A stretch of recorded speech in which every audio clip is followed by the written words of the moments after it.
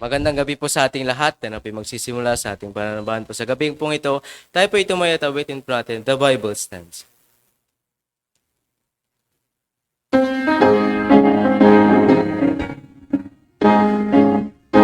The Bible sounds like a rock untouched with the raging storms of time. Its pages merged with the truth eternal, and they glow with the light sublime. The Bible stands through the hills, may tumble it but firmly stand. When the earth shall crumble, I will plant my feet on its firm foundation, for the Bible stands.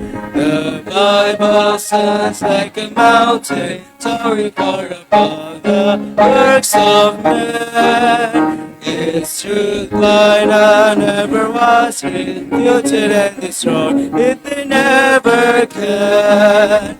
The Bible stands through the hills, may tumble it but firmly stand. When the earth shall crumble, I will plant my feet on its firm foundation, for the Bible stands. The Bible stands and it will forever, when the world has passed away. By its spirit it has been given as things I will obey.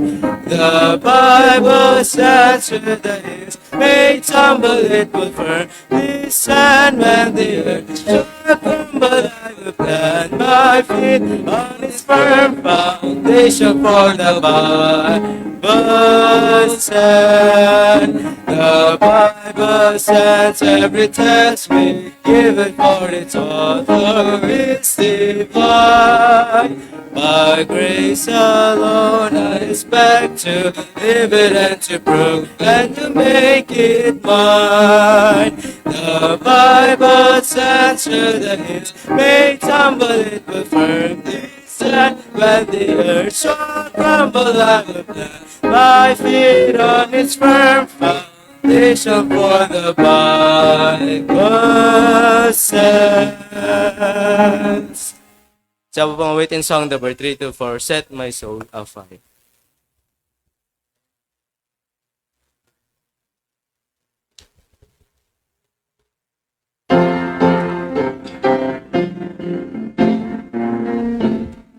Set my soul afire, Lord, for thy holy word.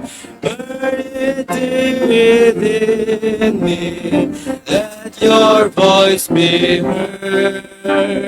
Millions groped in darkness in this day and hour. I will be your witness, fill me with thy power. Set my soul afire, Lord, set my soul afire. Make my life a witness of thy saving power. Millions grope in darkness, waiting for thy word. Set my soul afire, Lord, set my soul afire. Set my soul afire, Lord, for the lost in sin. Give to me a passion as I seek to win. Help me not to falter, never let me fade. Fill me with thy spirit, let thy will prevail. Set my soul afire, Lord, set my soul afire. Make my life a witness of thy saving power. Millions grope in darkness, waiting for thy word. Set my soul afire, Lord. Set my soul afire. Set my soul afire, Lord, in my daily life. Far too long I've wandered in this day of strife. Nothing else will matter but to live for thee. I will be your witness as you live in me. Set my soul afire, Lord, set my soul afire. Make my life a witness of thy saving power. Millions grope in darkness, waiting for thy word. Set my soul apart, Lord, set my soul apart. Nalangin tayo. Panginoon po namin, salamat sapagkat ang iyong pagmamahal ay laging bago, araw-araw. Na sa kabila po ng aming pong pagkukulang, patuloy niyo kaming pinaalalahanan, patuloy niyo kaming binibigyan ang aming mga kailangan. Opo, salamat muli Panginoon itong pangalawang gabi ng aming pong revival night ng youth revival. Sa kabila po ng marami kaming inimbitahan, marami kaming mga membro, pero para sa kinahadlang, aywan ko po, ay po nakakalambat pala sila. Pero salamat sa mga anak na nandito, na patuloy po namin kayong sasambahin sa Espiritu at katotohanan. Na ang iyong salita ay mananatiling tama, mananatiling totoo, na hindi kailanman ito madudungisan sa aming mga buhay. Kaya aming pong panalangin ang iyong gabay at patnubay sa aming pong pagpapatuloy na kayo po, Panginoon, ang kumilos sa aming pong mga puso at kaisipan. O Holy Spirit, kayo pong patuloy na mag-convict sa iyong pong mga anak, sa bawat isa na nandito. Na kung meron pang hindi ligtas, magligtas po kayo, Panginoon. Opo, dahil inihiling namin ito sa pangalan ng aming Panginoong Jesus. Amen at Amen. Okay, meron tayong mga bisita. Galing pa sila ng boundary ng Sudipon at Palawan sa San Francisco. Nandito si anak ni Maymay at saka ni Junjun Oliveros. Tama ba yun? Oliveros. Oliveras na niya. Oliveras. Datoy ni Junjun. Tayo ka, Junjun. Sino yung John Lloyd? Tumadir ka, data, tikagapanda, kakulitan. John Lloyd. Sige. Upo. Dati mo, yay, guwapo. Tayo ka. Ano yung pangalan mo ulit? Pakilala ka.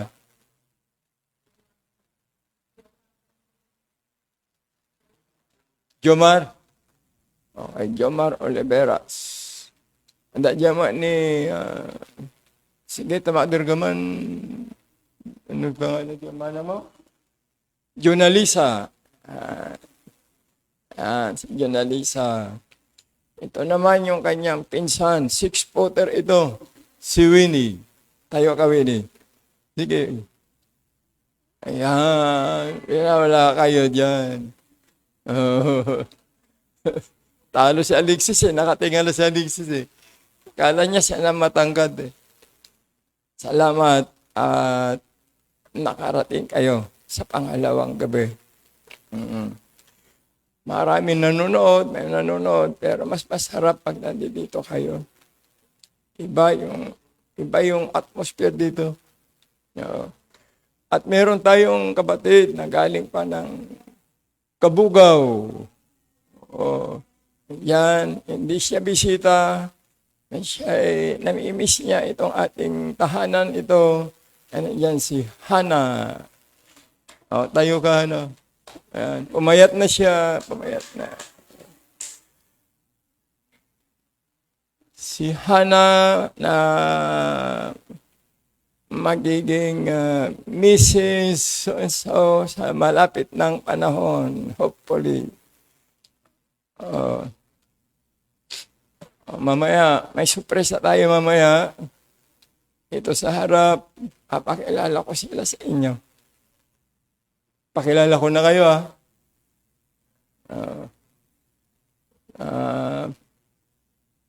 ito, sagrado ito. Sasamantalahin na natin. Hindi katulad ng iba, patago-tago. Nabubuking din naman. Ano, Angelic?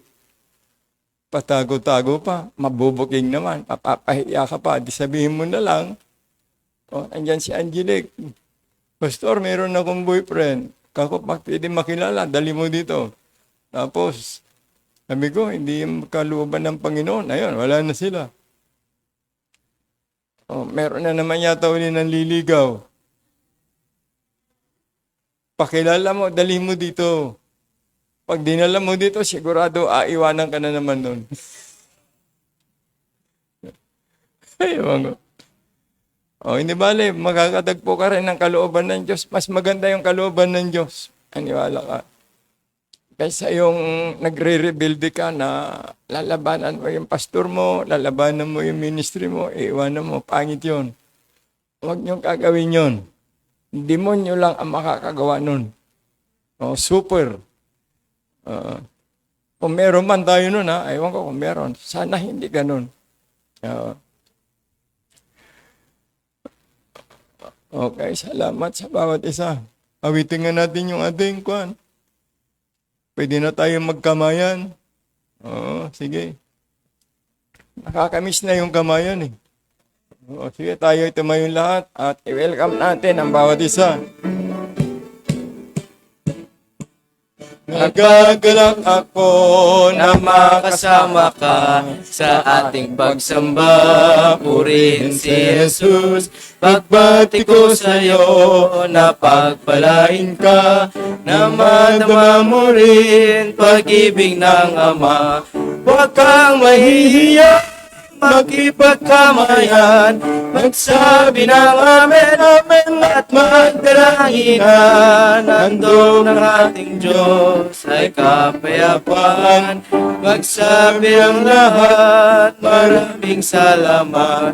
Magsabi ang lahat, maraming salamat. Magsabi ang lahat, maraming salamat. Bira.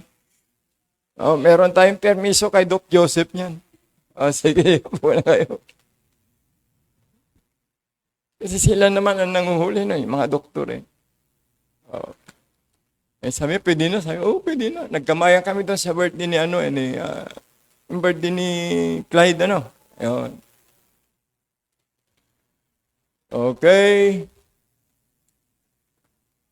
So, anong gagawin natin pag worship na? Ano na yung inspiration na? Tapos offering. O, sige, ganun ulit. Tapos special number. Sige, yun ba yun? Tama? O. Sige, sa inspiration tayo. Kanta tayo. Anong nakandang sa inspiration?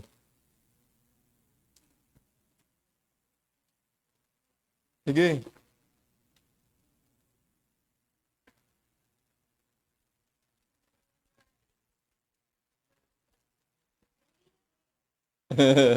May pangalan po eh.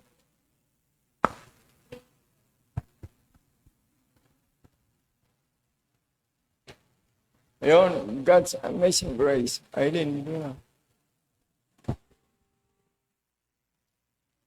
Tayo lahat at tayo mawit. At marami pang darating, hopefully.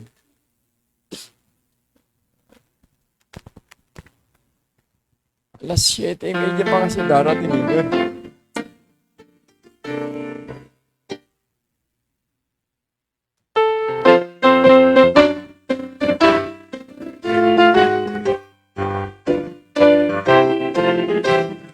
Wonderful grace of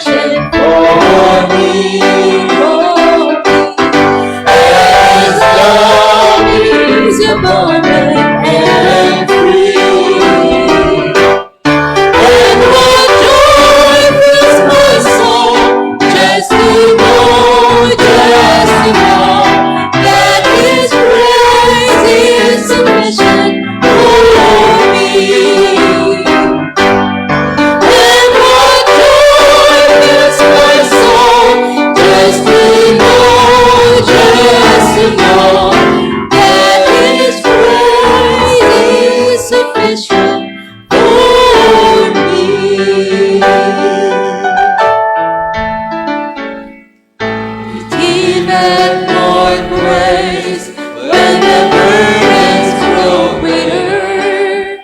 He sendeth more strength when the labors increase. To in affliction He added His mercy. To multiply trials His multiplied peace.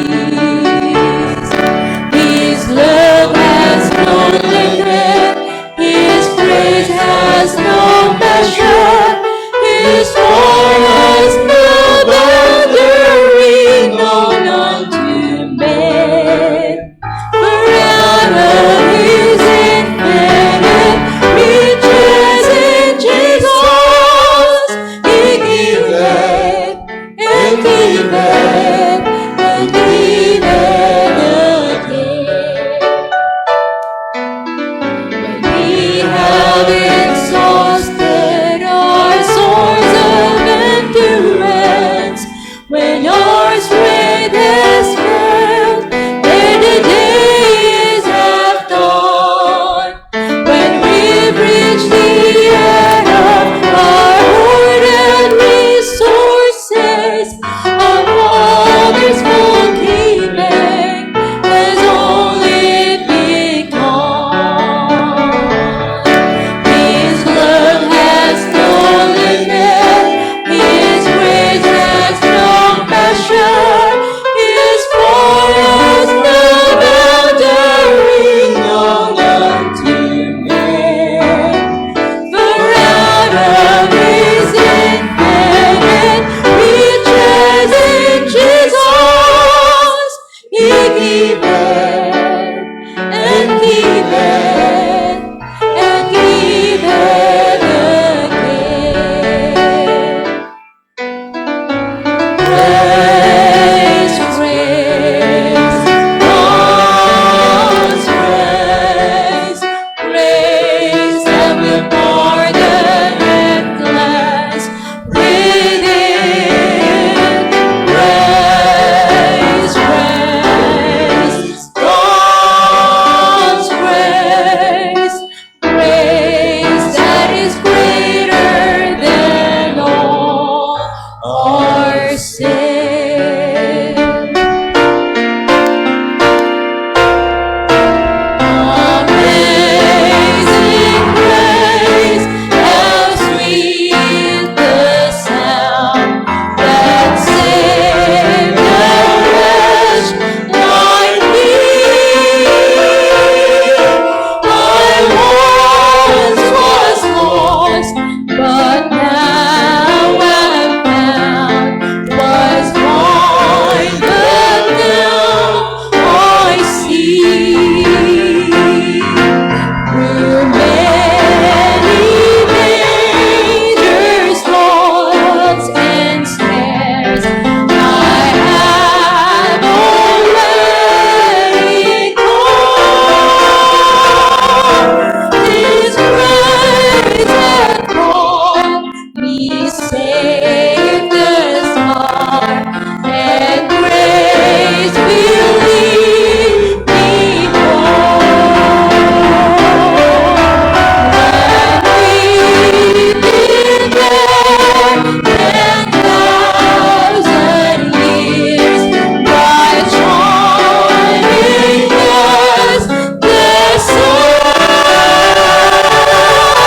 with boundless grace to sing God's praise, and when we first begun.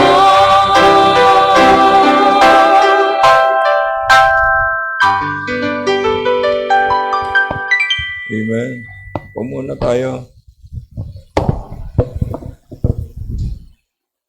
Kuha tayo ng offering natin. Meron tayong envelopes. Kailangan yung envelopes. Ilagay nyo yung inyong mga pangalan. Hindi magbigay kayo ng envelopes. Kasama ito sa pagsamba.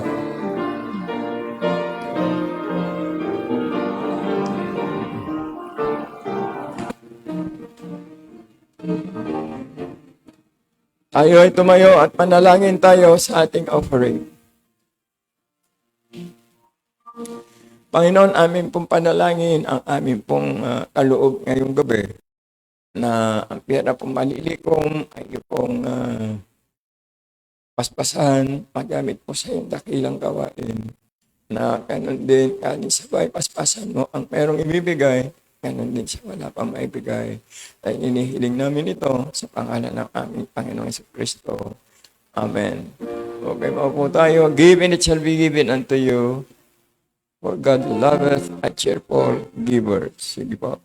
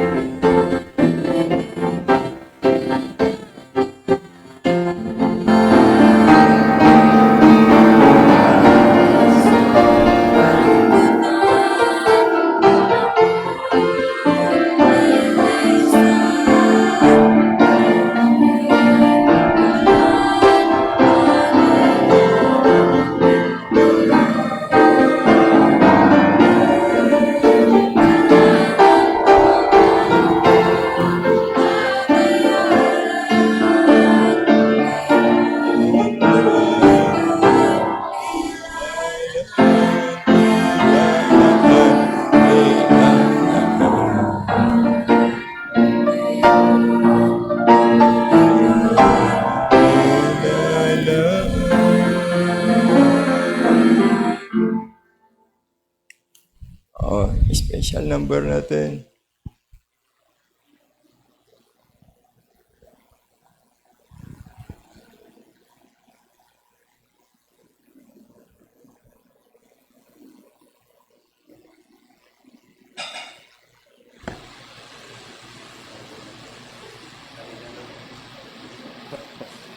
No choice.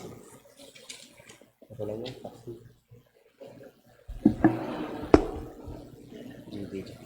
Hindi na tayo magsasabi dito. Hindi na. Ganun pa nga.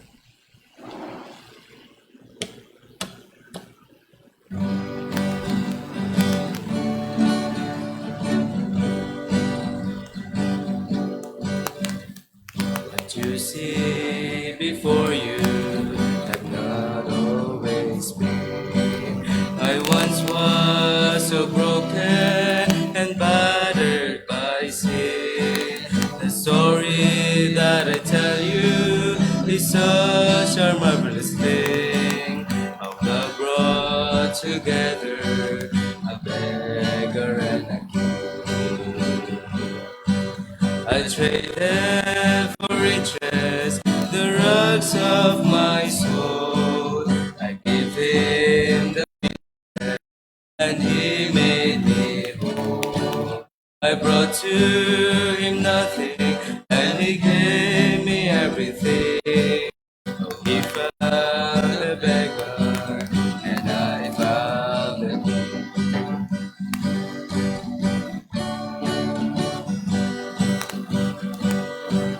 You say it's so hard for you to believe, but all I can say is that I agree.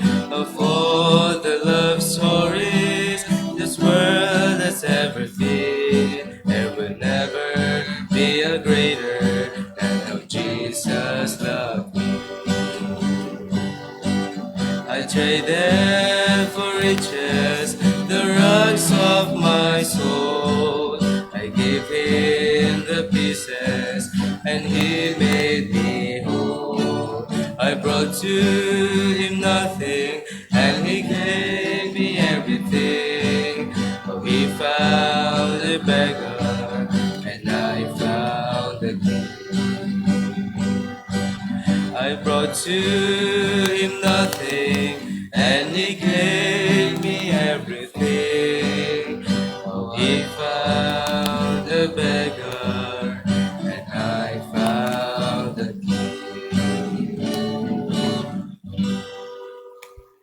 Okay, man. Marami kami pang booklet dyan. Yung aming pinag-aaralan dito pag-araw. Pamigay natin sa linggo yun o kaya sa may gusto. Yung may bahagi ng paghahanda, ibigyan ko kayo ng booklet. Yung aming revival, yung booklet na yun, yung mensahe. Kaya yung marami ba kayo natutunan? Ang ganda ng mga namin kanina eh. Discussion. Oo. Tinanong ko sila, personal, yan. Meron, hindi nila naintindihan pa iba. Mahirap talaga maintindihan. Nakukonfuse, hindi nila alam na sa kanila pala ang Diyos. Yung pala, alam din ng iba na sa kanila ang Diyos, wala pa pala.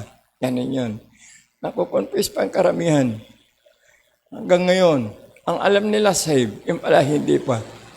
Meron ganon. Ang alam naman hindi pa save, pero save na pala. Ayun, ganon ang nangyayari yung aming usapan kanina. Kaya masarap yung nag-aaral, sabi ko ni Alexis, masarap makinig. Sabi ko, magturo ka, mas masarap makinig. Kasi iba yun eh. Yung kasing ginawa ko dyan, hindi naman yung mensahe. Ito talaga yung talagang parang personal dealing. Teaching talaga siya. Kaya matututunan mo, malalaman mo kung ligtas ka o hindi. Maraming ilustrasyon kasi yun eh. Yung aming pag-aaral. Bukas, naka 5 lesson na kami eh. Bukas meron pa huling 5 lesson. Pag-aaralan namin. So bibigyan ko kayo niyan. Meron 10 lesson na magiging gabay ninyo sa inyong buhay spiritual. Maganda. Kompleto na yan. Hanggang giving, lahat. Parang manual ng inyong Christian life. Andiyan lahat ang guide. Meron na ba tayong pwede mag-testimony na pinadala, Micah? Isa pa lang? Pwede na natin pakinggan ngayon? Meron naman pumunta ditong physical, Oo. O, tingnan muna natin kung sino yung nagpadala. Ito, yung mga BYI natin, matagal na ito, 15 years ago. Mas matagal pa. Na sila ay katulad ninyo noon, mga kabataan, makinig. Makinig kayo. Ang ginagawa nyo. Makinig kayo, nandito kayo para makinig, hindi magkwentuhan. Ha? Ano sinasabi ko? Katulad ninyong kabataan, sila noon, estudyante sila, na nung sila ay naligtas, nag-aral ng salita ng Panginoon, hanggang ngayon nandito pa sila. Hindi sila perfect. Nagkakamali, oo, nagkakasala, pero pwede naman kasing humingi ng tawad uli. Oo. Sa Panginoon, papatawarin naman tayo. Huwag lang kayong mag-enjoy sa kasalanan. At huwag niyong i-isolate ang inyong mga sarili. Talo kayo pag hindi kayo bumalik sa kalooban ng Diyos. Huwag niyong pilitin na kaya ninyo ang inyong mga sarili. Kawawa kayo. So pakinggan natin ito. Si Micah ang naghanap ng sino. Sige, pakita natin. Uy, Philip, pogi. Magandang araw po sa ating lahat. Ako po si Preacher Philip at sa mga kabataan na katulad ko. Ako po ay naligtas noong ako po ay nag-aaral pa lang po, first year college. Ang masasabi ko lang ay sapat na po yung mga naituro sa atin ng ating pastor. Na alam ko kahit sabihin na natin lahat ng mga verse, pero kung hindi natin gagawin ito, hindi natin susundin, at hindi natin ito isa sa buhay, ay lagi tayong talo. At higit sa lahat, ang laging hindi ko makakalimutan sabi ni Pastor, kahit anong mangyari, hindi ka alis sa gawain. Pag nag-quit ka o umalis ka sa gawain ng Panginoon, laging talo ka. At hindi lang ikaw, pati pamilya mo. So mga kabataan, patuloy kayo sa gawain ng Panginoon. At ang paglilingkod nyo ay hindi sa walang kabuluhan. Kung hindi ito yung paglilingkod natin sa Panginoon. Gayon din, panalangin nyo kami dito sa barko kasi at least meron pa rin po mga nakikinig. Ganon din po dyan sa gawain natin. Gawin nyo lang po yung tama at sundin lang po natin ang Panginoon. At doon po tayo pagpapalain ng Panginoon. Maraming po salamat. At lagi po kayo makinig sa inyo pong pastor. At lagi niyo po siyang susundin dahil kayo ay lagi niyang pinapanalangin. Katulad din po namin noon mga kabataan. So ito po masasabi, magpatuloy kayo, huwag kayo mag-quit dahil hindi tayo mananalo kung tayo mag-quit. At ang tutuwa ay ang dyablo na tayo ay talunan sa gawain ng Panginoon. Okay. Huwag daw magkikwit. Oo. Maski ano mangyari, may problema ka, o ano man problema, pwede mo naman ilapit sa Panginoon. Huwag kayong aalis. Talo kayo. Kasi yan ang trabaho ng demonyo eh. Iko-confuse ka. Oo, dadayain ka nga. Tapos nun, pagka hindi ka naging matatag, kung hindi ka saturated na salita ng Panginoon Diyos, bibigay ka na. Oo. Kaya napakahalaga, yung my grace is sufficient. Sabi niya, ginamit niya. Sapat na yun eh, yung biyaya ng Diyos para hindi ka mag-quit. Kung naunawaan mo yung kaligtasan mo, hindi ka aalis. Kung naunawaan mo yung kaligtasan mo, hindi mo may i-enjoy ang kasalanan. Kung naunawaan mo yung kaligtasan mo, hindi ka magsisinungaling. Kung naunawaan mo yung kaligtasan mo, mahal mo ang lahat. Hindi ka mawawala sa iglesia. Yan ang importante. Kaligtasan. Yan ang bottom line, kaya tayo nandito. At kung hindi mo naunawaan yung kaligtasan mo, talo ka. Impyerno ang pupuntahan natin. Oo. Kaya natin inilunsad ito. Sana meron tayong mahila. Maski isa lang, mabawi natin. Ay natutuwa ko, nandito na naman si Len, si Rida. Salamat. Nakapalda pa. Oo. Purihin ng Panginoon. May bunga. Your labor is not in vain. No, isa lang. Sabi ko, isa lang, Panginoon. Sapat na. Just one more soul. Sapat na. Na maagaw natin sa impluensya ng mundo. Maagaw natin sa doktrina ni Satanas. Maagaw natin sa kanilang self-righteousness na buhay. Ang daming rebuilding ngayon. Ang lungkot-lungkot, pero wala tayong magagawa. Pinili nila yun eh. Oo. Pakinggan din natin si Hannah. Oh, ito, hindi ito naka-tape o anong tawag nun, yung binigay? Ito, buhay na patotoo. Yung mic, bigyan nyo ng mic. Bilis. Pumayat na siya. Dati mataba siya noon. Ngayon pumayat na. Sige, Hana. Hoy, speed teacher yan. Oo, matindi. Dalawa sila ni Micah magkano yan dati. Halos pareho sila eh. Pati katawan nila, pareho sila. Pati height. Pareho din sila ng mapapangasawa. Tall, dark, and handsome. Bira, sige Hana.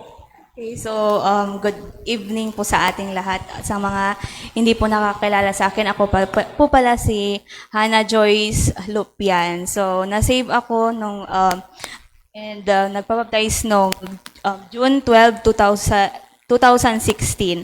So, katulad nyo nung una po ako nakakilala sa Panginoon ay isa rin akong estudyante, kabataan, na bunga ako ng campus ministry sabi nga ni Pastor ni Ate Maika. So, salamat kasi naglakas siya ng loob na i-coach kami. Maalala ko noon, club meeting namin ng ECSN or Educator for Children with Special Needs. And binabible study din kami ni Kuya Philip noon. So, aminin ko po nung una, katulad po din po ng iba, nung ini-invite ako nila Ate Maika, nagtatago din, nagtutulog-tulugan. Mahirap gisingin kapag gising. Tapos, yun po, hanggang tinanay ko pong umattend. Tapos naaalala ko pa, Wednesday noon, prayer meeting nung by partner na nag-pray kami na Ate Maika. Sabi ko, Ate Maika, mag-a-attend lang ako pero hindi ako magpapabaptize. Sabi ko sa kanya, napaka-confident ko po noon. Pero sa aking pag-attend, naintindihan ko yung mga mensahe and through kay Pastor. And yun, nag-decide po ako na sumunod sa baptism. At nung nangyari po, doon na po nag-start yung involvement ko sa ministry na doon ko naramdaman yung kakaibang saya at peace na every after class namin nung college, sumasama ako kina Ate Maika na nag-soul winning, nagbibisita, and hanggang sa na-involve ako sa pagtuturo sa mga bata, yung pagsusundo namin sa mga bata dun sa may Holy Gardens, nakasama ko pa si Maria. Okay, hatid sundo. So, kahit na gumigising ng maaga, tapos umuwi ng medyo late sa gabi, wala po yung physical na pagod, kundi nandun yung saya na umuwi ka, na alam mong may nagawa ka para sa Panginoon. Yun. Pero hindi lang po ganun. Dumating din po sa time ng buhay ko bilang isang Kristiyano na na-challenge nung nalaman ng aking mga magulang, tapos bawalan akong umattend. May time po noon na hindi na ako uma-attend ng church. Pero mabigat po yun sa aking loob na kapag may layo ka sa church, yung time na na-feel ko na down ako, tapos malungkot. Hanggang isang time po, hapon yun, binisita ako ni Pastor. Kasama niya si Ate Ruby noon. Tapos kinausap niya ako na minotivate na magpatuloy lang at bumalik sa church. At yun po, bumalik ako at naalala ko pa, yung tawag sa akin noon na takas girl. Pero tumatakas po ako hindi para gumawa ng kalokohan, kundi para pumunta sa church. At doon nga po nag-change yung lifestyle ko na kung dati kapag weekend, 'di ba, Saturday, Sunday, matutulog ka lang, manonood ng mga movies, lalabas kasama yung mga barkada. Pero nung dito na po ako sa church is yun po, nai-involve sa mga ministry pero masaya, and hindi yun sayang para sa akin. And hanggang sa naka-graduate po ako sa college. Okay, so third year and fourth year po kami noon, and even nung nagka-work kami na Ate Maika sa Vineyard, talagang kapag Sunday, di ba, maghapon po yun. Tapos kahit na marami pa kaming hindi natapos na work, napaka-amazing kasi kapag inuna mo ang Panginoon, Monday, alam mo na matatapos mo din yung mga gawain mo, na bibigay talaga sa inyo ng Panginoon yung wisdom and even yung strength. So, naalala ko po yung kanta na, "Were it not for grace," kung hindi po dahil sa Panginoon, kung wala pong naglakas loob na mag-share at even mag-disciple sa akin, siguro hindi po ako nakapag-graduate on time and nakagkaroon ng work na maayos. So, sa gabay po ni Pastor, natuto ng tamang disiplina. Naalala ko po pa noon, nung pag sinabing office, nervyos ka. Pero yun po, doon po kami natuto na yung magpaalam, hindi yung ipapaalam mo lang, kundi talagang magpapaalam ka. Yung respeto mo, respeto kay pastor, and yung pagbe-bless, and yung palaging sinasabi ni pastor, estudyante ka pa, mag-aral, wag sa kanayang pag-ibig makakapaghintay yan, and in God's perfect time may mas maganda siyang plano na ibibigay, merong nakalaan na para sa'yo. And yun po. And even nung so ngayon, isa na po akong special education teacher sa Kabugao. Magpo 4 years ko na po doon. At kahit na malayo, talagang pumupunta ako dito kasi namimiss ko po yung banding natin, yung fellowship na katulad noon. Kahit na maglilinis lang ng bintana, magpupunas-punas, even yung paghuhugas ng pinggan sa may bombahan, and pagkain, yun po. And napakasaya. So, adding me, kapag may share lang ko sa inyo is yung respeto nyo i-respeto nyo yung isa't isa, ipahalagahan nyo yung fellowship nyo, you pray for each other, and makinig sa payo ni pastor. And nandito na tayo sa tama, kahit na may ma-face man kayong struggle or challenges, huwag mag-quit, kundi magpatuloy lang, kasi after pagalipas ng ilang years at nakatayo pa rin kayo, looking back, mapapatawa and matatouch ka na lang kasi hindi ka nag-quit, and yun. So, yun po, Pastor. To God be all the glory. Okay, sandali lang, Hana. Yan ka lang. Amen. Yan yung ebidensya na kung ikaw ay tapat sa Panginoon, hindi ka pababayaan.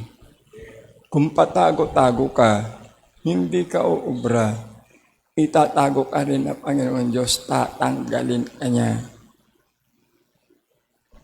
Habang nandito sana, si Hana, itatawagin ko yung isang guwapong lalaki na meron daw sasabihin sa kanya sa inyong harapan. Oo. Meron daw sasabihin, ba't nagmamadali ito? Ba't nagtatakbuhan ng mga ito? Pastor, sabi niya, pwede ko bang kausapin sa harap ng church si Hana? Abay, sabi ko, pwede. Oo naman, total, nandito ka na para hindi ka natatawagin mamaya. Ngayon na. Oo.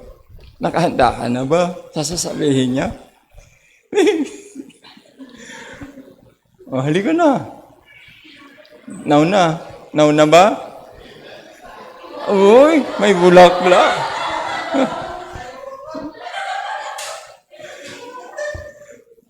Wow, sweet naman. Bahala ka na. Gusto mo mag-mic? Hindi ko alam sasabihin mo. Mike.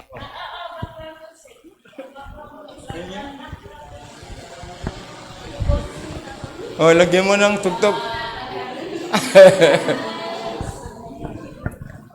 Tugtog. I-video nyo. Live. Teka, dali. Hintayin natin yung pianista. Wala na. Hindi na niya kaya. Kaya mo pa?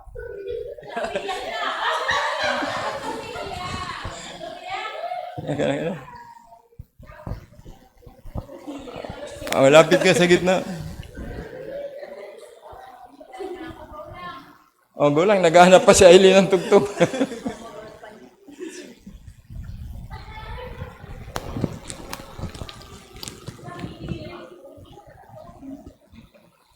Baliktad, Pastor. Sunat yun. Habang inintay natin, nakaisip ka na sabihin mo. Easy ka lang. Palagay ko, hindi naman niya tatanggihan yan.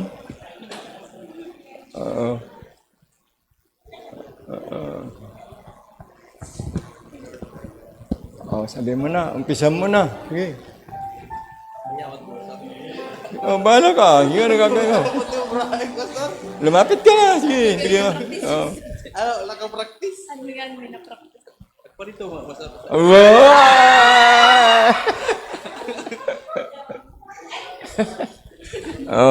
Ano sabi mo? Yung mic, ilapit mo, Ruan. Nagaduti... Sige, hawakan daw niya. Nagaduti, kaya't kukumang ibaga, dato'y tinang nang runa, will you marry me?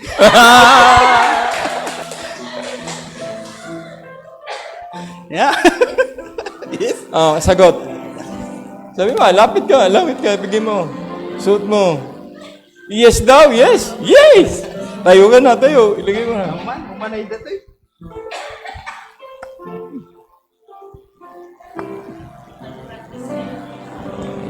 Sige, suot mo.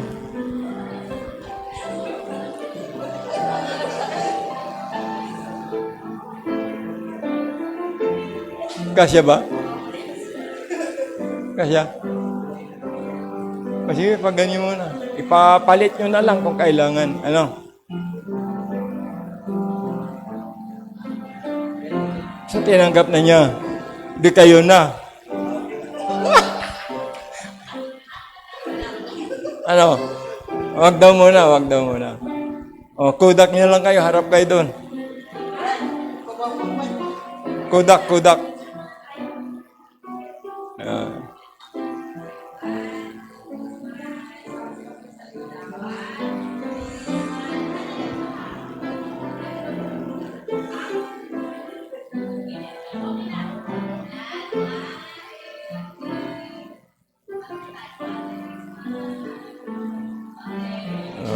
Okay, po na kayo. Congrats. Sa Lunes, pupunta kami ng Cervantes, mamamanhikan kami. Birang bilis. Aywan ko kung kailan ang plano nilang pagpapakasal. Pag-uusapan pa namin yon sa Lunes. Turuin mo yun. Yun ang bunga ng BYI. Mga BYI ladit na yan, Baptist Youth Impact sila, member sila ng mga young people. So sila din, mga faithful, sila nagkakasama. Yung mga iba, nag-asawa ng iba-iba, mga unbeliever, yan, magulo ang buhay. Okay. Ay, ako na. Meron tayong bisita na hindi pa save. Yung mga taga Francisco. So mag-umpisa tayo dito sa Ephesians chapter 2. Ang pinakamagandang paliwanag Ephesians 2 verse number 8 in 9. Tayo tumayo.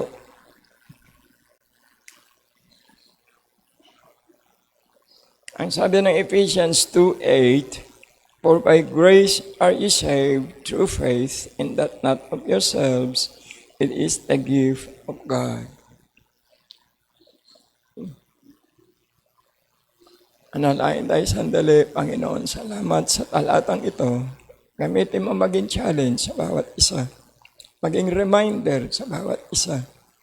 Maging ito ay maging maturity ang bawat isa. Opo, dahil inihiling namin muli sa pangalan ng Panginoong Jesus. Amen. Okay. Itong talatang ito ay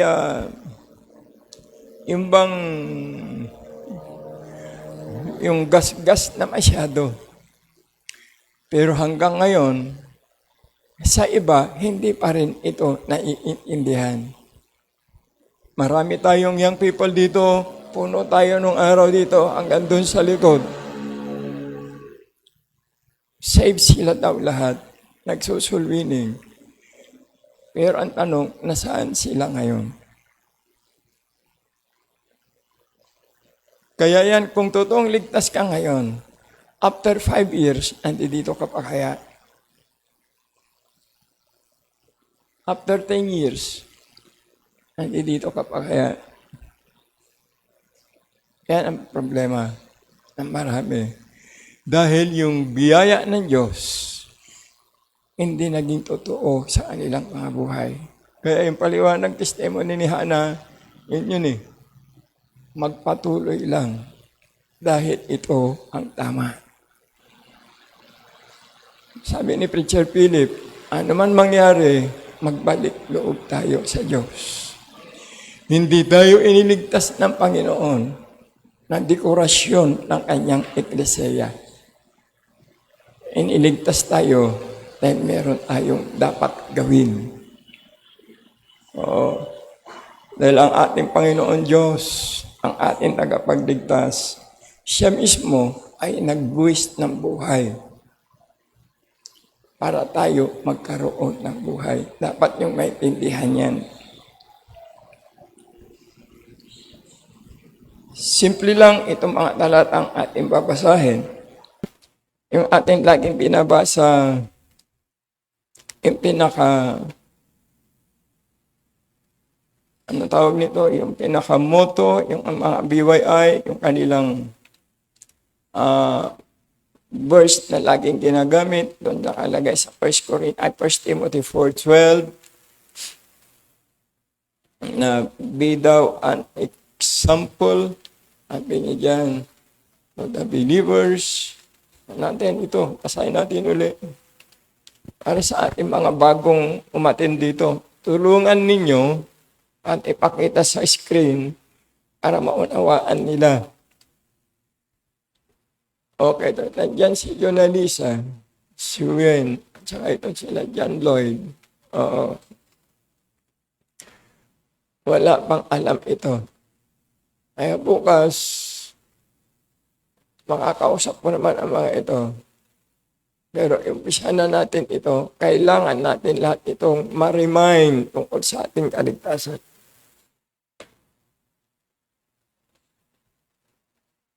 Yan ang dahilan kaya pumunta dito ang Panginoong Jesus. Jesus is come to seek and to save that which was lost. Saan nawala? Nawala sa kantungan ng Diyos, nawala sa kaharian ng Diyos, nawala sa piling ng Diyos. Nagkanya-kanya ang mga tao. Nagkanya-kanyang relihiyon. Nagkakanya-kanyang paniniwala. Walang pagkakaisa sa biyaya ng Panginoon Diyos. Kaya ang sabi ng talatang 4:12 ng 1 Timothy, sabi niya dito, let no man despise the youth. Huwag niyong ipahintulot na sirain kayo ng sino man tao. Wag. Lalo na yung mangingibig ninyo, sisirain ang buhay ninyo yan. Pag ang tao ay patago na kumikilos sa iyo, ang ibig sabihin nun, sisirain ang buhay mo. Kung ang taong patago na nandiligaw o na sumisinusuyo ka, sisirain lang ang buhay mo. Tingin mo si Alexis, gusto mag-kiss, ayaw pa rin. Ang tamang buhay ay mag-ingat. Sabi ni Preacher Philip, pakinggan niyo si Pastor. Kung hindi nakinig yan si Philip, wala na dito yan. Sabi ko, kung hindi mo ayusin yung buhay mo, tatanggalan kita ng authority. Hindi ka na preacher at nagiging ordinaryong tao ka na lang sa iglesia na ito at ordinaryong membro ka. Nakaupo ka na lang dyan. Hindi ka na pwedeng tumayo sa pulpito. Sabi niya, aayusin ko po, Pastor. Humingi siya ng tawad. Ako, sige, ayusin mo.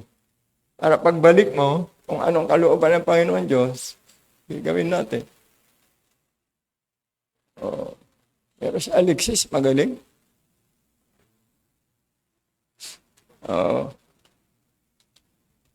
Magaling magplano. Biro mo, hindi tumanggi si Hana.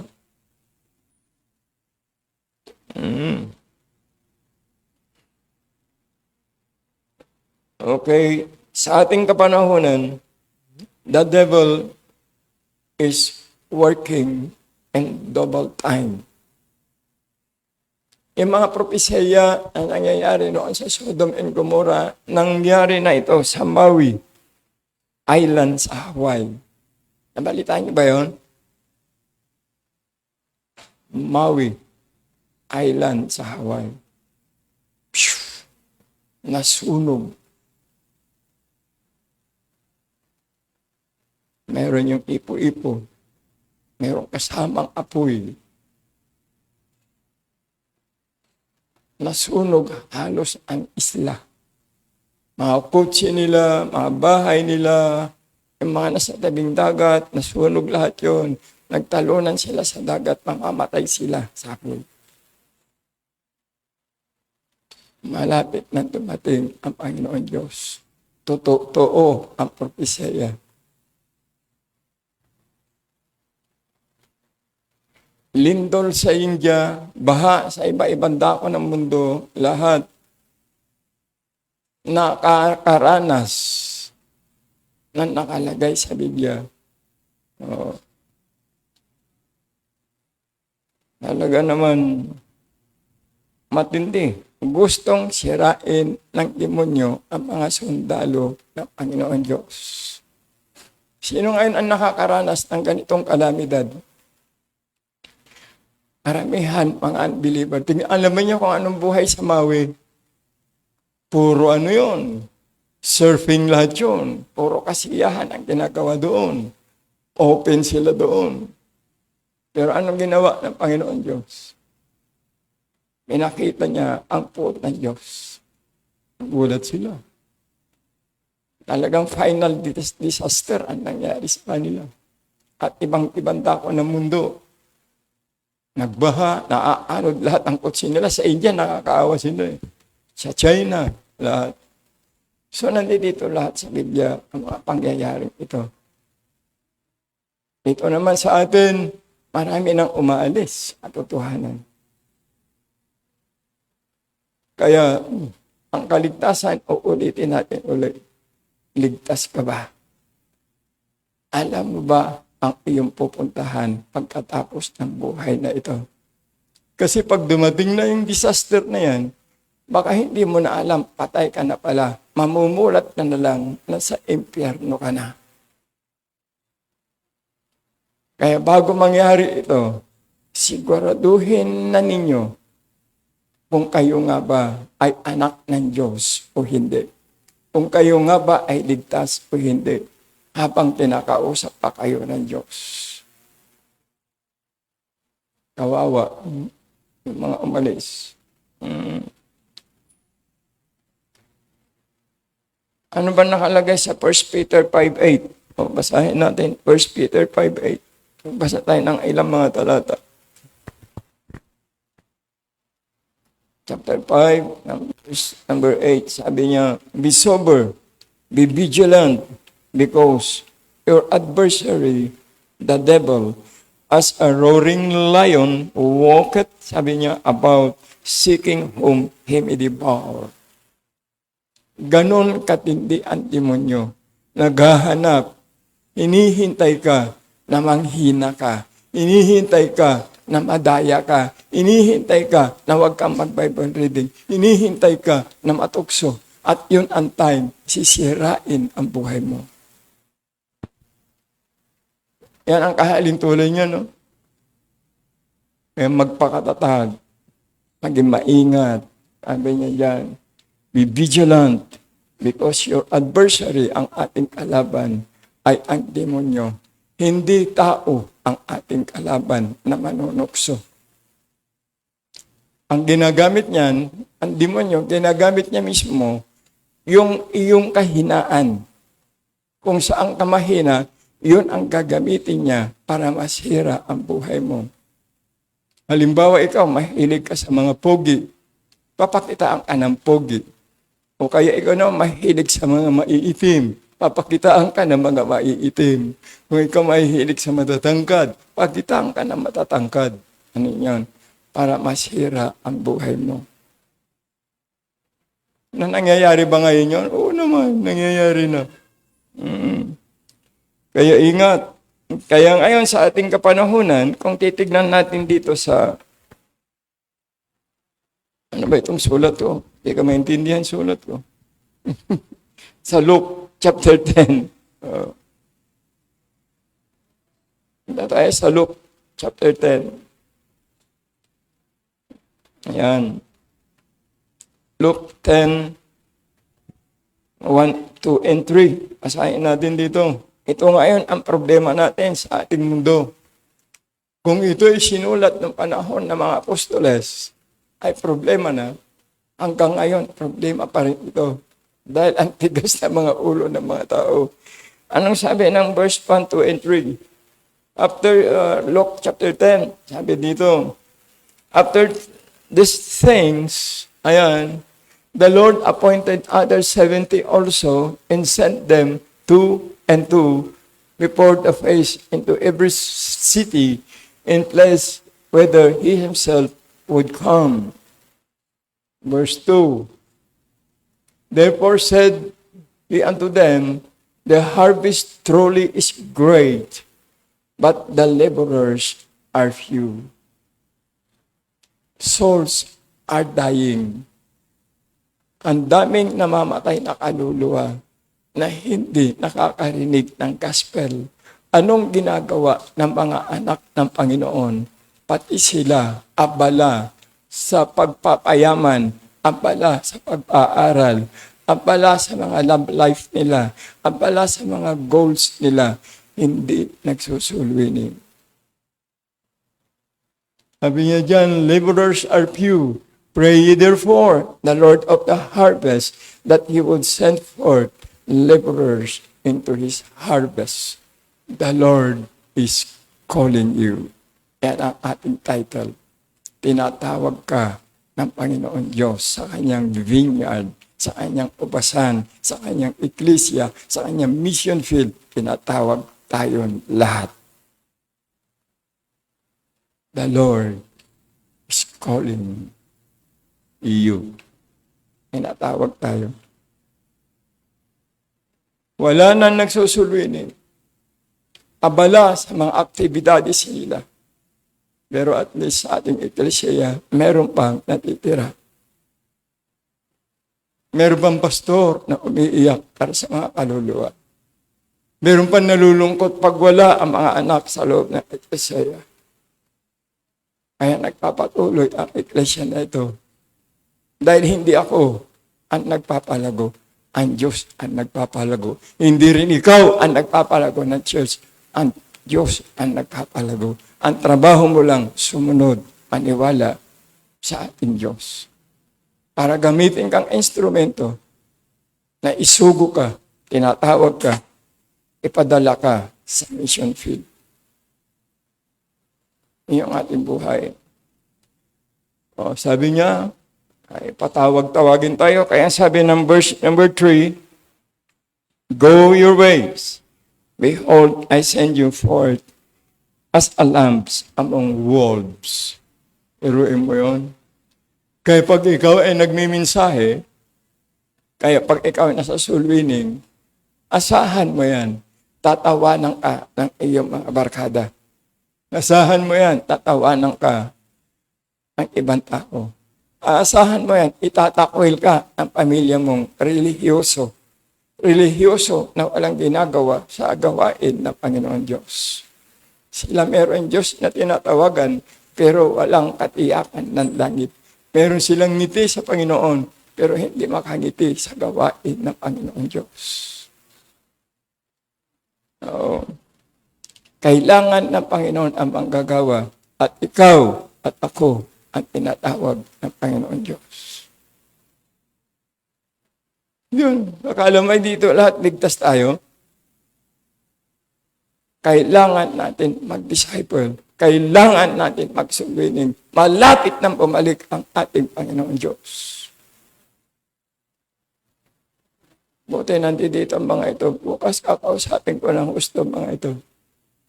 At least yun lang ang may regalo ko sa kanila. Masabi ko yung pagmamahal ng Diyos. May paramdam ko sa kanila ang pag-ibig ng Diyos. Lahat yan, tinatawagan ko, yung mga dati. Yung iba, hindi sumasagot. Buti si Rita, sumasagot pa. Kaya nandito siya ngayon.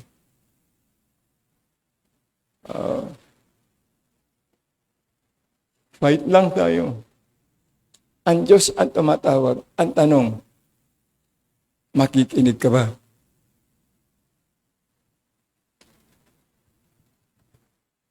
Lalapit ka ba sa Diyos na maglilingkod?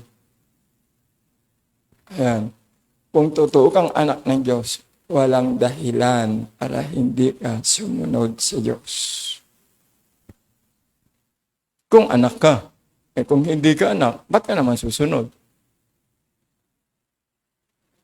Kasi wala kang pwedeng ipakilala wala kang pwedeng ikwento kung hindi ka anak ng Diyos. So yun ang napakahalaga na dapat natin makita.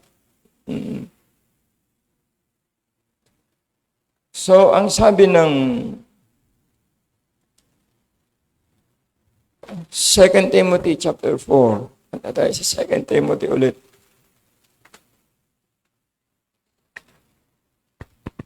Sabi ng 2 Timothy chapter 4, verse number 10. For Demas hath forsaken me, having loved this present world. Sabi niya, and is departed unto Thessalonica, Crescens, sabi niya, Galatia, Titus, and Dalmatia. Meron ng lumalayo noon sa gawain hanggang ngayon. Nakakapagtrabaho pa rin ang demonyo na mas pinahal nila ang kamunduhan, ang kanilang pakiramdam, ang kanilang tibok ng mga puso. Wala nang sumusunod sa gawain ng Panginoon Diyos. Ang dami talaga nangiiwan hanggang ngayon. Kung alam niyo yun, yung sinasabi ko, lalo na pag membro ng pamilya mo, yung niyayaya mo kung anong dahilan nila. Alibi, excuses.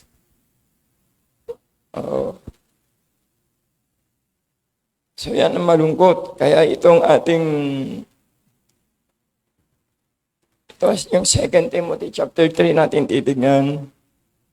2 Timothy chapter 3, nandito na ngayon yung kalagayan ng mga tao. Sabi doon sa verse number 1, this know also that in the last days, ayun na yun, gas na rin doon talatang ito, lagi nitang binabasa. Pero hanggang ngayon, ang dami pa rin nawawala. Perilous time shall come.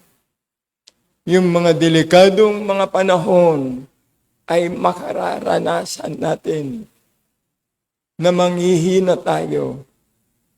Matutukso tayo.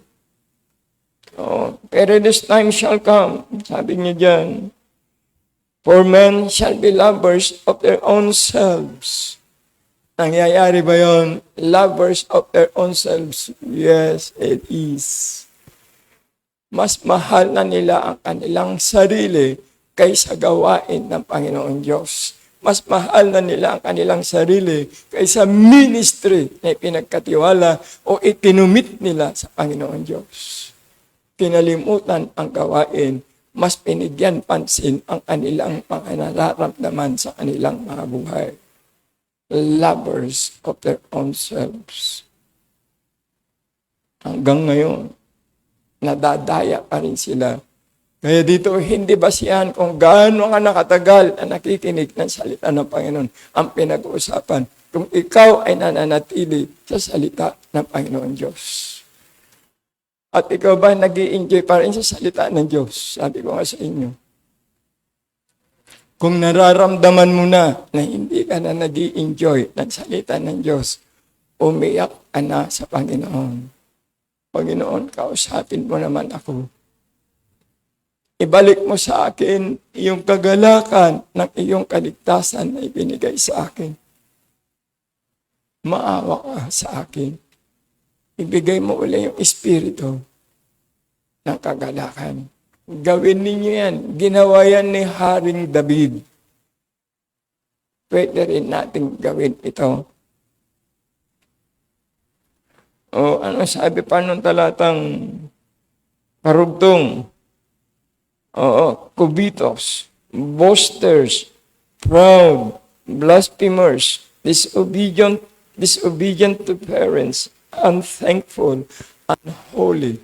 Kung isa-isahin natin yan, napakawalang hiya ang mga taong gumagawa nito. Super tanga ang tawag ko dyan. Alam mo na yung tama, iiwanan mo pa. Dahil lang sa tibok ng puso mo, napakiramdam mo tama. Sana kung naging karanasan mo na yun. Alam mo na nga mapapahamak ka, ginagawa mo pa rin. Alam mo na nga nakasulat nito, ayaw mo pa rin maniwala na mangyayari sa atin. No. Wala na yung natural affection, yung natural na pagmamahal mo sa mga bata, yung natural na pagmamahal mo sa salita ng Panginoon, yung bang nakikinig ka nun, may panotis note ka pa, nagsusulat ka pa eh. Excited ka pa eh. Number 1. Ang inabang mo yung number 2, nagsusulat ka pa ngayon. Meron pa ba? Wala na. Meron pa ba nagsusulat? Yun. Wala na natural affection. Dahil napakakaling ng demonyo, nagdo-double time para tayo lahat ay sirain ng mga sundalo ng Panginoong Jesucristo. Mas magaling pa tayo sa Diyos. Yung iba. Alam na nga nakasulat sa Biblia. Ayaw pa rin pakinggan. Ayaw pa rin sundin. Meron pa nagsabing, pag-iisipan ko, ano ka? Sino ka ba sa Diyos?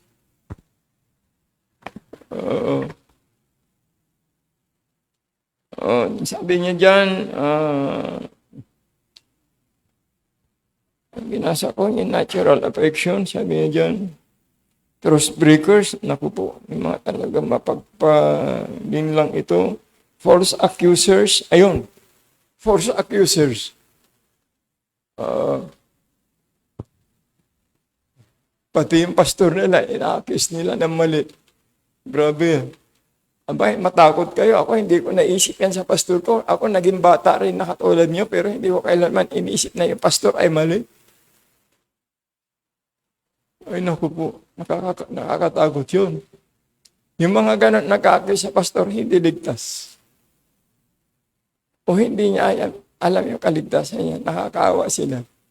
Maghihirap sila balang araw o maghintay sila ng palo ng Diyos. Kaya sabi ko nga sa inyo, hanggat meron tayong kapatiran na kilala ninyo, ipanalangin ninyo na bumalik sila sa ating iglesia. Kasi yung kalagayan niya, yun nakikita natin sa Biblia. Kawawa sila. Kaya nga natin dinala ngayon itong inilonsat, itong revival na ito, para sana ma-revive tayong uli, mapaalalahanan tayo muli sa ating kaligtasan, mapaalalahanan tayo sa ating fellowship katulad ng binanggit ni Ma'am Hana. Nakakamiss pa yung fellowship. Totoo yun.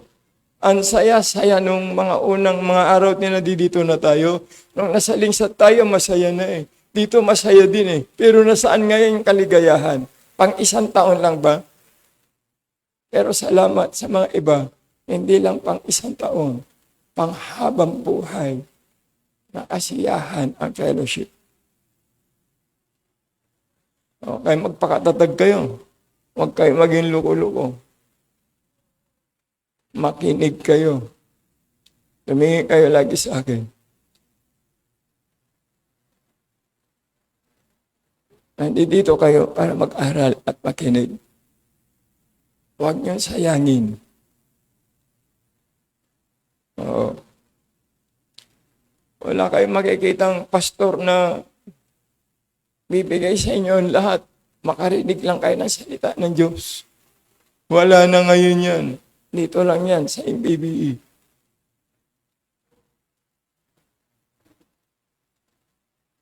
Handang kumastos ang pastor nyo, makarating lang kayo dito.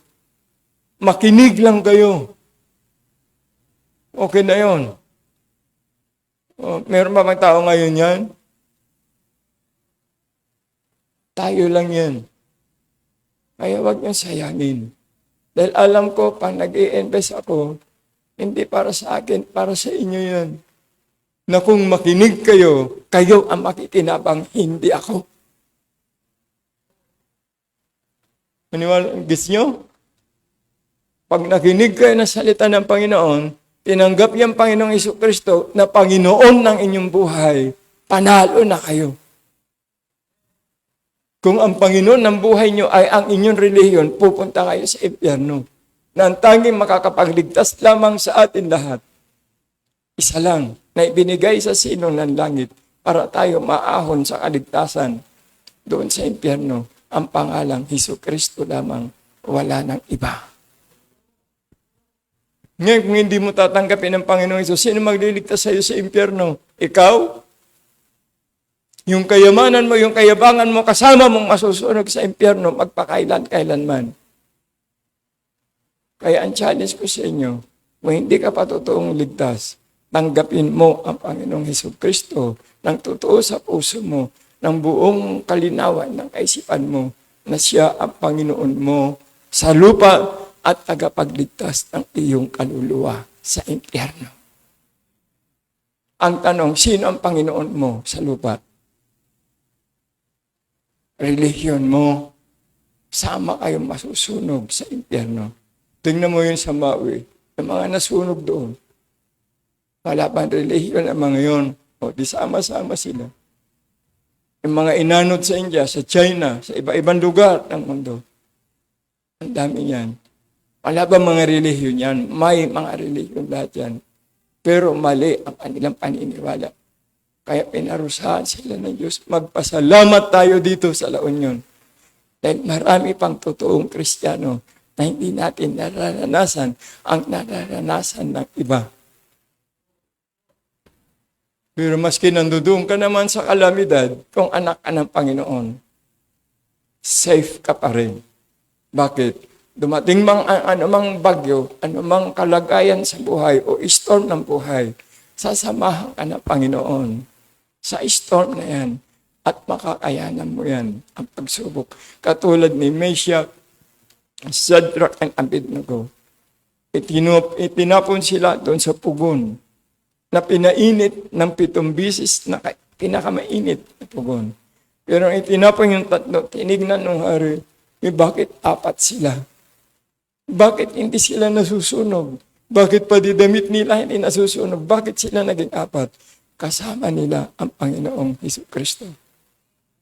Hindi sila nasaktan. Kaya nila ang pagsubok na ibinigay. Bakit? Kasama nila ang Panginoong Jesucristo. Kaya kung anak ka ng Diyos, anumang pagsubok sa buhay, kaya mo. Kaya nga sabi ng Panginoon sa kay Apostol Pablo, pwede ba Panginoon, ipagpaliban mo yung thorn in the flesh ko? Pwede bang gamutin mo? Sabi ng Panginoon, my grace is sufficient. Yung biyaya ko, sapat na. Ibig sabihin, yung kaligtasan na ibinigay ko sa iyo, sapat na. Yung kahirapan natin physical, pansamantala lamang. Pero pagkatapos ng kahirapan sa lupa, umiiyak tayo dahil sa pagmamahal sa kaluluwa. Umiiyak tayo dahil naawa tayo sa kanila. Hindi nila maintindihan yan. Yung bang pag pumunta sila dito, pag tinawag natin, pag-iisipan ko, ano ka, hilo? Ang kakapal na mukha nyo. Di na ako pupunta kasi wala na sila. O di sama-sama kayo lahat sa impyerno. Hindi ka maililigtas ng iyong barkada. Ang Diyos ang nagliligtas. Kaya ang kailangan ng bawat tao, kanya-kanya yan, relasyon sa Panginoon Diyos. Personal na relasyon sa Panginoong Jesucristo. Katulad ko, kung meron akong kapatid na ayaw tanggapin ng Panginoon, wala akong magagawa. Katulad ng mga apo ko, pamilya ko, ayaw nila tanggapin na tagapagligtas ng Panginoon. Wala magagawa. Dahil hindi naman ako nagliligtas eh. Ang Panginoon Diyos.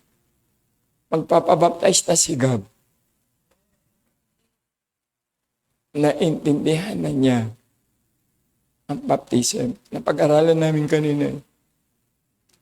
Yung pang isang kasama namin, si Alexis. Tinanggap na pala niya ang Panginoon. Sabi niya noong una, hindi. Maliliwanagan niya bukas. Makasumabay na rin niya magpabaptize kay Gab. Yun ang resulta ng revival. Kung hindi tayo nag-revival na ganito, wala yan si Reda. Hindi natin nakita si Hannah, yung testimony niya, napakaganda, nakakaiyak. At yung pag-propose, bihira sa harap natin. Ang pinakamaganda, sabi niya, will you marry me? Bihira, ano? Diretso. Pag kinasal ka din, ganon gawin mo. Pero matagal pa. Mag-aral muna kayo. Siya may karapatan na manligaw. May trabaho na siya. Dollar ang pera niyan.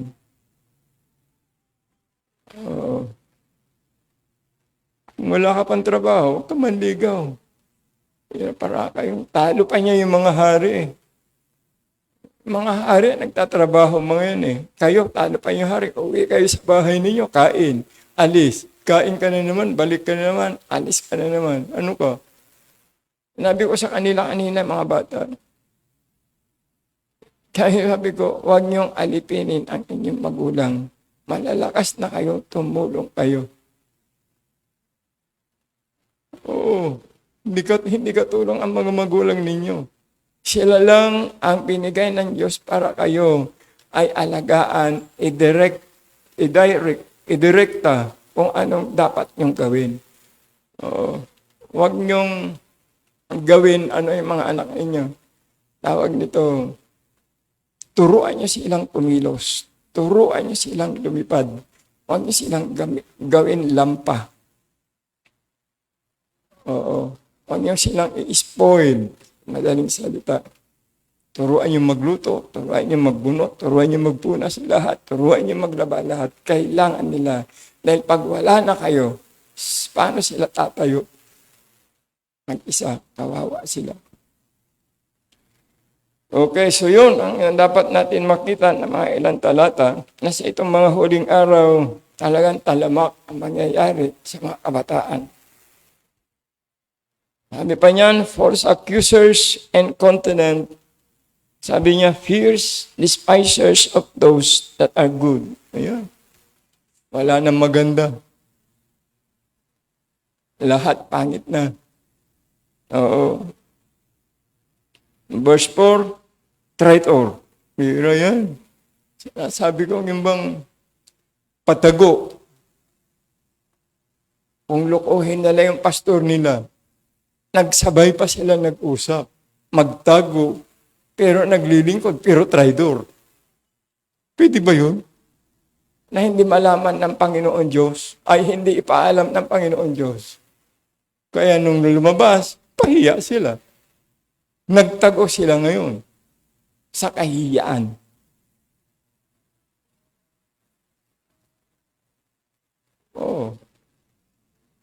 Kaya nga, magpakatotoo na lang kayo, mas masaya. Tingnan mo ngayon si Alexis, nagtatago ba? Hindi nakalantad siya kasi totoo yung buhay niya. Kailan, tingnan niyo yung pamilya ninyo, yung bang lalaki o babae na iyong lalapitan ay pwede mo bang ipagmalaki sa pamilya mo? O pwede ka rin ba niya ipagmalaki?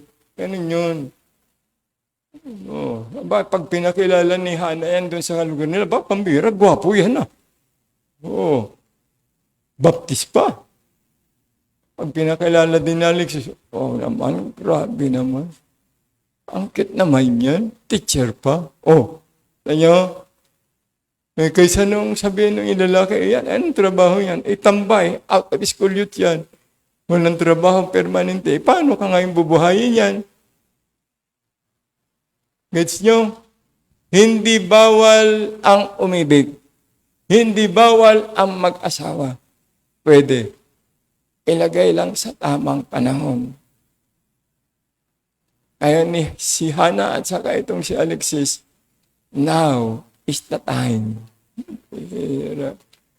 Si Micah, ayan. Oo, halos magkasunod din kayo. Sana nga sukob.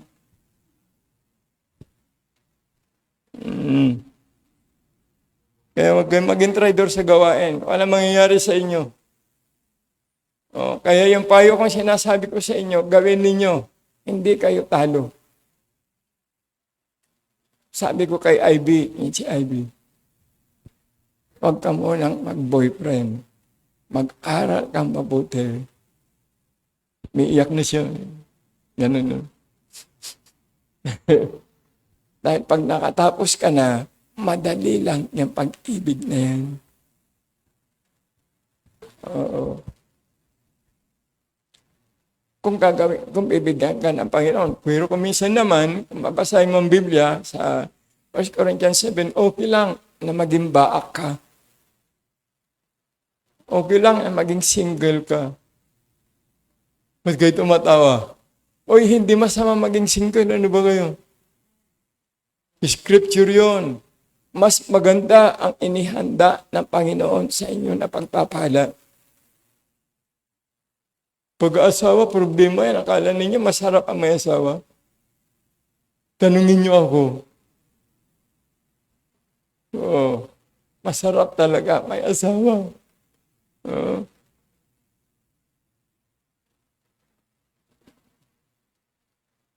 So yan, ang ating buhay. Marami pa dito. Having a form of godliness, but denying the power thereof, from such turn away. Umaatin din sa Bible study, umaatin din sa worship. Maalis sila. Bakit? Mali yung puso nila. Yung Espiritu ng Diyos natakpan ng kanilang katrayduran sa buhay. Natakpan ng katrayduran. Natakpan ng pandaraya ng demonyo. Gusto ng Diyos maglingkod tayo sa Kanya. Gusto ng Diyos sumunod tayo sa Kanya. Pero yung demonyo ayaw niya. Ayaw niya tayo maglingkod. Kaya sinisira niya yung utak natin. Kaya nga sabi ko sa inyo, pag binasa mo ang Biblia, pag mineditate mo ang Biblia, mapapalayo ka, ilalayo ka ng Biblia sa kasalanan. Pero pagka hindi mo nagbinabasa ang Biblia at alipin ka na ng kasalanan, at yung kasalanan naman, ilalayo ka sa Biblia. Tandaan ninyo yan. Kaya kailangan mong buklatin araw-araw ang Biblia. Tapos mag-pray ka. Mas maganda ang takbo ng kalakaran ng iyong buhay sa maghapon.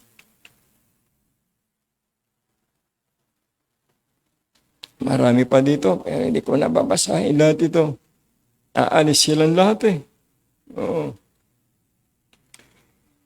Sa Matthew 24, kung babasahin natin yan, na ang pagbabalik ng Panginoon, rumors of war, mayroong mga lindol, nangyayari na lahat yan, di ba? Malapit na, umalik ang ating Panginoon Diyos. Lumalayo sa katotohanan yung iba. Ingat. Pero maganda yung sinabi ni Gideon kanina, yung devotion, na hindi tayo bibigyan ng pagsubok ng Panginoon Diyos na hindi natin makakayanan. Bakit natin makakaya? Dahil kasama natin ang ating Diyos sa pagsubok na yan. Yan yung nabasa namin kanina, siya ang ating advocator. Siyang ating advocate, siyang ating abogado, tagapagligtas, siyang ating deliverer, siyang ating comforter. Ano ba isa? Oo. Siya lahat ang gumagawa. Hindi tayo. Dahil tayo, hindi natin kaya. Tao nga tayo eh. Sinungaling na tao, traitor na tao. Ngayon kung wala ang Diyos sa atin, kawawa tayo. Oo. So yan ang kalagayan natin sa buhay. Kaya ang Panginoon kailanman hindi nagkulang. Tignan niya sa 2 Peter chapter 3. Hindi kailanman nagkulang ang ating Panginoon Diyos ng paalala sa atin. 2 Peter chapter 3. Ang sabi dito, umpisa natin sa verse number 9, the Lord is not its lack concerning praise promise, as some men count is slackness, but is long suffering to usward. Intindi yun ano?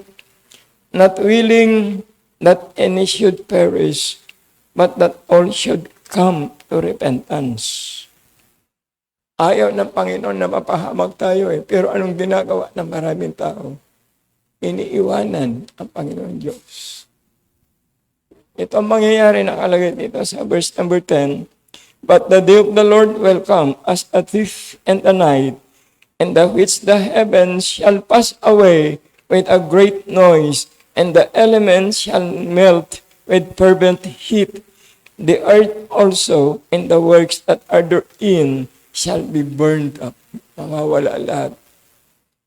Kaya lahat ng iyong pinaghihirapan sa mundong ibabaw na ito, yung investment mo sa lupa, masusunog lahat. Ano lang yung matitira? Yung investment mo sa gawain ng Panginoon Diyos.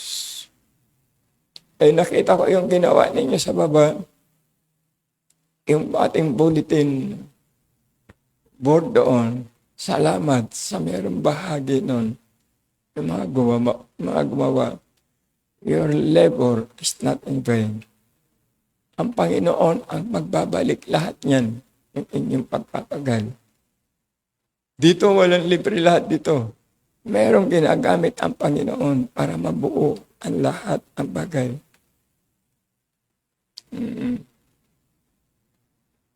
Huwag aatras. Fight lang. Kaya ang sabi na verse number 11 and 12, saying then that all these things shall be dissolved. Oh, what manner of person ought ye to be? And all, sabi niya, holy conversation and godliness. Sabi ng verse number 12, looking for and hastening unto the coming of the day of God, wherein the heavens being on fire shall be dissolved. Yan. And the elements shall melt with fervent heat. Kawawa tayo niyan. Pagka hindi tayo naging totoo sa harapan ng Diyos. Ay sabi ng 2 Timothy chapter 4, balik tayo. Huwag tayong bibigay dito. Sabi niya dyan, preach the word. Be instant in season, out of season, reprove, rebuke, exhort with all long suffering. Long suffering, matinding pagtitiis. Maski iiwanan kang mag-isa, magpipreach ka pa rin. Maski wala ka ng kasama sa soul winning, magsusoul winning ka pa rin. Yan ang ibig sabihin. In season or out of season, preach. Kaya meron pa ba nagpipreach ngayon? Iilan-ilan na lang ang natitirang sundalo ng Panginoon Diyos. Sana samahan ninyo ako. Kaya itong revival na ito, pagkatapos hanggang bukas na lang ito, makita natin ang pagbabago ng ilan sa atin. Nadagdagan tayo kahit papano ng kaluluwa. Naagaw natin sa piling ng demonyo. Kaya ang challenge natin, magpatuloy kayo. Bakit? Tinatawag tayo ng Panginoon na maglingkod at magpatuloy sa Kanya. Preach the word, walang iwanan, walang takasan. Yan. Dahil sabi ng verse 3, for the time will come when they will not endure sound doctrine. Yan, hindi na nila kayang tanggapin. But after their own lusts shall they heap to themselves teachers having itching ears. Ayaw na nila mapakinggan. Naiinis na sila pag napapakinggan si pastor. No, ako na naman pinapatamaan ni pastor. Yun ang nangyayari. Isa lang ang mensahe niyan. Disobedience. Yun lang ang nakalagay sa Biblia.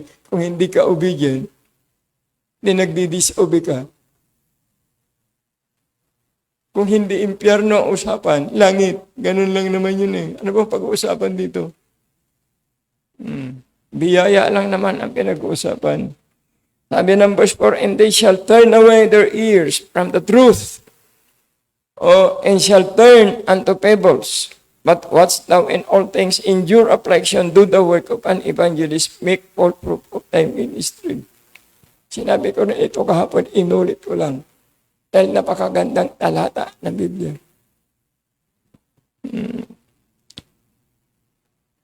Pero nakalagay sa 2 Timothy chapter 2. Ay, 20:21.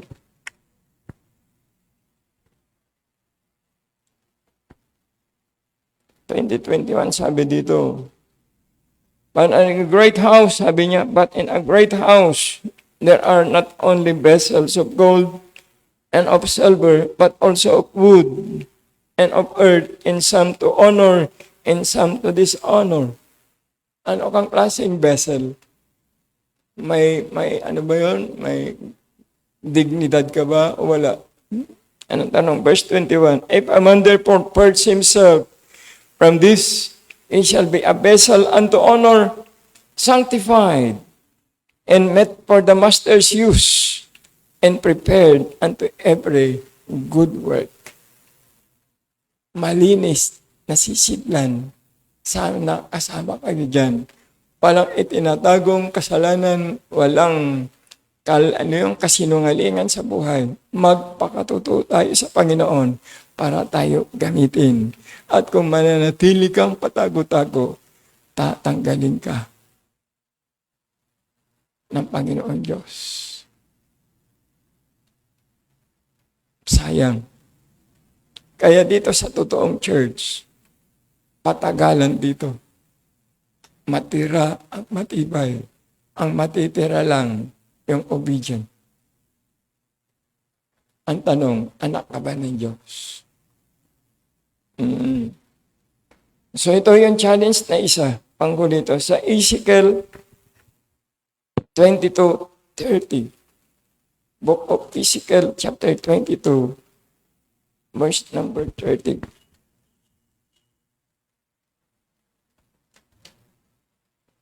Ang sabi ng 32:20, ano ba yun?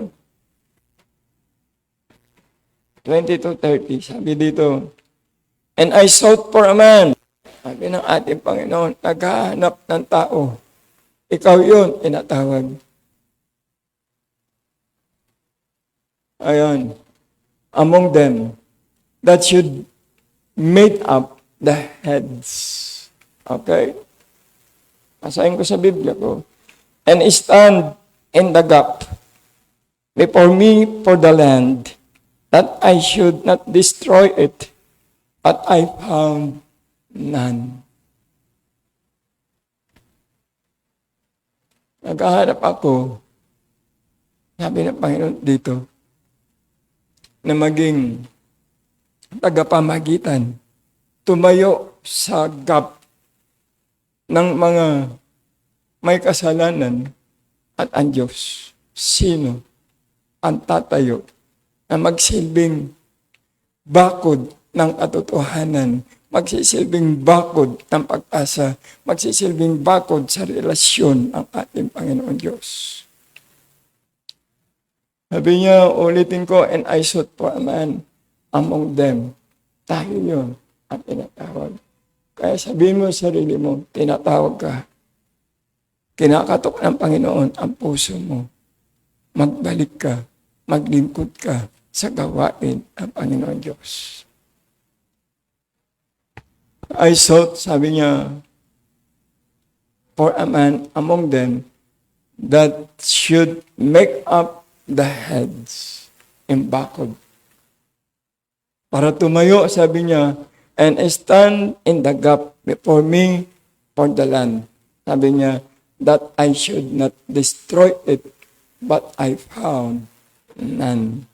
Kasi huhusgan ng Panginoon, ayaw nilang pagbalik loob sa Panginoon. Kawawa yung mga taong ayaw lumapit sa Diyos. Kailangan ng Panginoon ang mensahero. Ikaw, ang kailangan ng Panginoon na magpatotoo. Kanino? Sa ating mga mahal sa buhay, higit sa lahat. Mapapansin mo yan sa pamilya mo. Ipaglaban mo ng pamilya mo ngayon.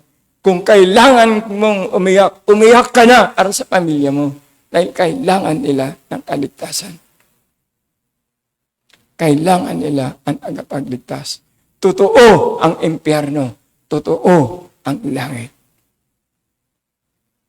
Huwag niyong isipin, inaaliw lang tayo ng demonyo na masarap ang buhay sa mundo. Masarap maging abala sa mundo. Nagiging busy lang kayo. Hindi nyo na naalala na mayroong impyernong babala, na mayroong impyernong naghihintay sa bawat taong walang Kristo sa buhay. Ang daming namamatay, pumupunta sa impyerno. Ang mga Kristiyano tulog. Nag-i-enjoy sa mundo. Nag-i-enjoy sa kanilang comfort zone. Nag-i-enjoy sa kanilang mga profession. Nag-i-enjoy sa kanilang mga goals sa buhay. Oh, yan. Sabi niyan. Naghahanap ng Panginoon na magiging instrumento ng Panginoon sa mga taong namamatay.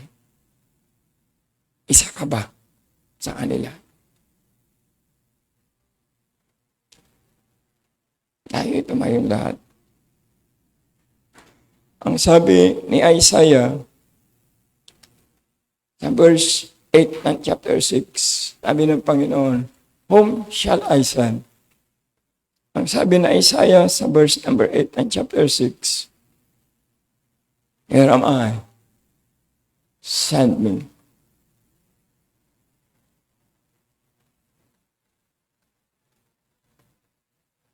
Papayag ka ba na gamitin ka ng Panginoon Diyos?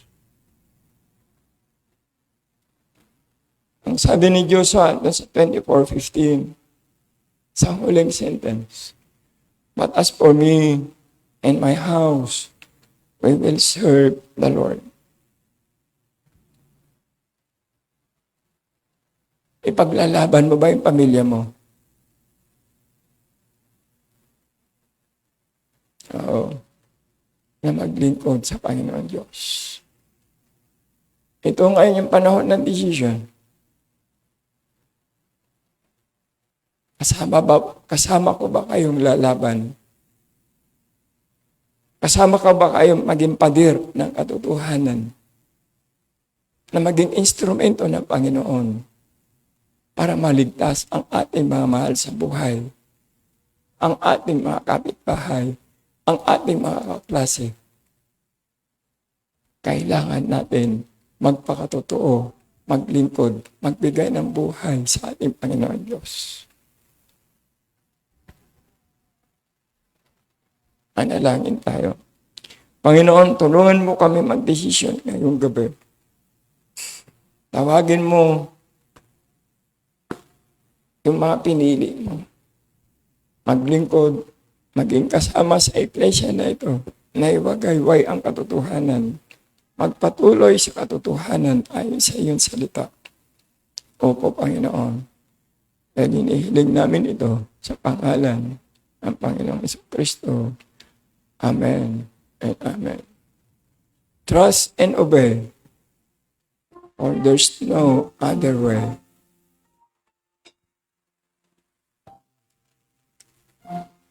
Kantahin natin yun. Magtiwala ka sa Panginoon. yung kanyang panawagan. Sasamahan ka niya sa anumang aspeto ng buhay mo. Kung hindi mo pa alam ang pupuntahan mo, pagkatapos ng buhay na ito, pumunta ka dito sa harap, sabihin mo, Pastor, gusto kong malaman saan ako pupunta pagkatapos ng buhay na ito. Gusto kong tanggapin ang Panginoong Yesus bilang Panginoon ng buhay ko at tagapagligtas ng aking kaluluwa. Huwag kang mahiya. Habang inaawit natin mamaya, itong awitin na ito, imbitasyon ito. Huwag kang mahiya lumapit dito. Pwede kang manalangin dito, pwede kang tumuhod dito. Pero kung meron kang gustong sabihin sa pastor, lumapit ka sa akin. Pastor, gusto kong tanggapin ang Panginoong Yesus na aking Panginoon at tagapagligtas. Pastor, gusto kong magpabaptize. Can you do that? Habang inaawit natin yung trust and obey, malis ka sa iyong kinakatayuan, pumunta ka dito sa harap. Mag-pray tayo. Habang inaawit natin. When we walk with Will you come? in the light of His Word, what a glory He sheds on our way. While we do His good will, He abides with us still, and with all who will trust and obey. Trust and obey, for there's no other way to be happy in Jesus but to trust and obey. Not a shadow can rise, not a cloud in the skies, but His smile quickly drives it away. Not a doubt or a fear, not a sign or a tear can abide while we trust and obey. Trust and obey, for there's no other way to be happy in Jesus but to trust and obey. Not a burden we bear, not a sorrow we share, but our toil in the richly repay.